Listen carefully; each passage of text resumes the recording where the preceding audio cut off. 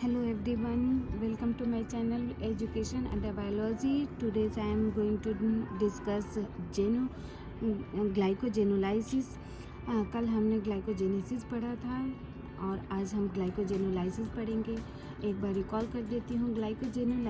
Glycogenesis में क्या पढ़ा था हमने कि सिंथेसिस होता है ग्लाइकोजेन का, और ग्लाइकोजेनोलाइसिस में क्या होगा कि ब्रेक डाउन होगा ग्लाइकोजेन का, और किसका फॉर्मेशन होगा, ग्लूकोज का फॉर्मेशन होगा।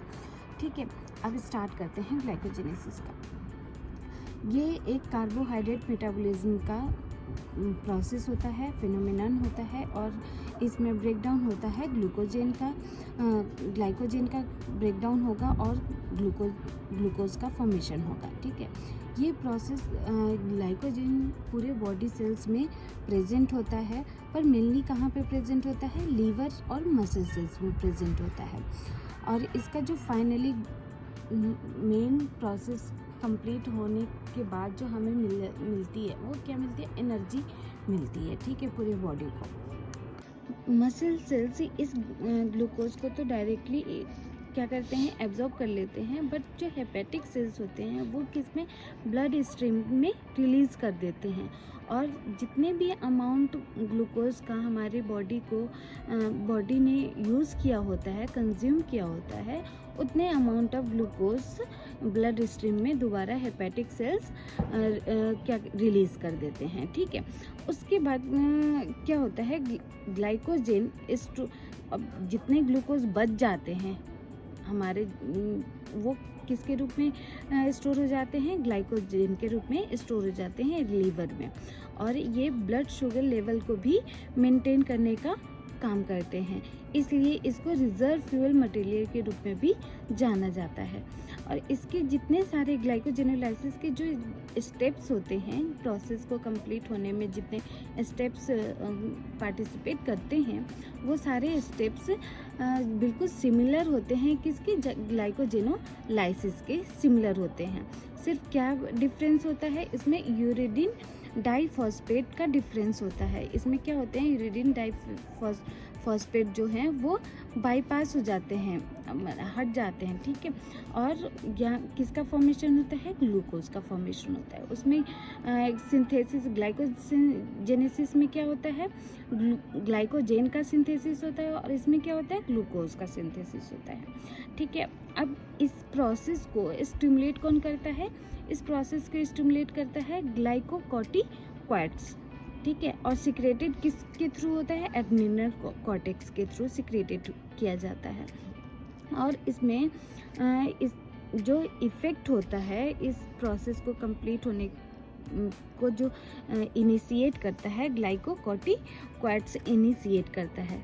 ठीक है, कौन से प्रोसेस को, कार्बोहाइड्रेट मेटाबॉलिज्म के प्रोसेस को। ये ग्लाइकोजेनेसिस और ग्लाइकोजेनोलाइसिस दोनों क्या हैं, कार्बोहाइड्रेट मेटाबॉलिज्म के प्रोसेस हैं।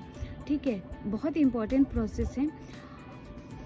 अब ये जो भी ग्लाइकोजेनोलाइसिस है, वो किस हार्मोन के प्रेजेंस में कंप्लीट होता है, ग्लूकागॉन हार्मोन के प्रेजेंस में कंप्लीट होता है। और ये सिक्रेटेड किससे होता है, पैनक्रियाज के अल्फा सेल से सिक्रेटेड होता है। ठीक है, अब इसके इम्पॉर्टेंट स्टेप्स हैं, और जैसा कि मैंने बताया कि ये इनके ग्लाइकोजेनोलाइसिस के स्टेप्स और ग्लाइकोजेनेसिस के स्टेप्स बिल्कुल सिमिलर है, नियर अबाउट सिमिलर है। ठीक है, उसमें क्या था, डी ग्लूकोज से क्या फास्फोराइलेशन होकर ग्लूकोज 6 फॉस्फेट का फॉर्मेशन हो रहा था। यहाँ पे क्या होगा, ग्लाइकोजेन चूँकि स्टोर हो जाता है ग्लाइकोजेन, और हम ग्लाइकोजेन का ब्रेकडाउन इसमें देख रहे हैं, तो यहाँ पे स्टार्ट होगा ग्लाइकोजेन से। ठीक है,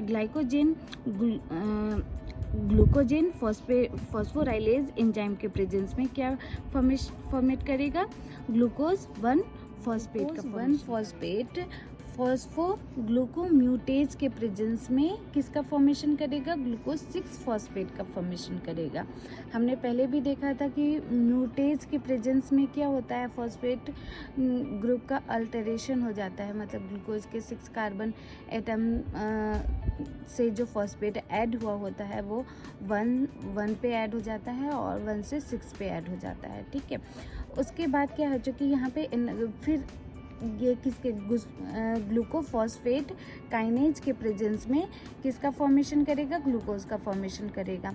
और यहाँ पे एडीपी से क्या बनेगा, एटीपी बनेगा, क्योंकि ये एनर्जी क्या है, एनर्जी पूरे बॉडी को एनर्जी प्रोवाइड कर रहा है ना ये प्रोसेस, तो इसलिए यहाँ पे एटीपी का फॉर्मेशन होगा, ठीक है। और इस ग्लूकोज को डायरेक्टली मसल सेल्स क्या हैं, पूरे बॉडी में यूज़ कर लेते हैं, मसल सेल्स बॉडी को एनर्जी प्रोवाइड कर लेते हैं, लेकिन एक हेपेटिक सेल्स होता है वो किसको रिलीज़ करता है, ब्लड स्ट्रीम में रिलीज़ कर देता है, ठीक है। और वो ब्लड स्ट्रीम फिर क्या करता है, हमारे बॉडी के जितने भी ग्लूकोज अमाउंट कंज्यूम हुए होते हैं उसकी भरपाई करता है।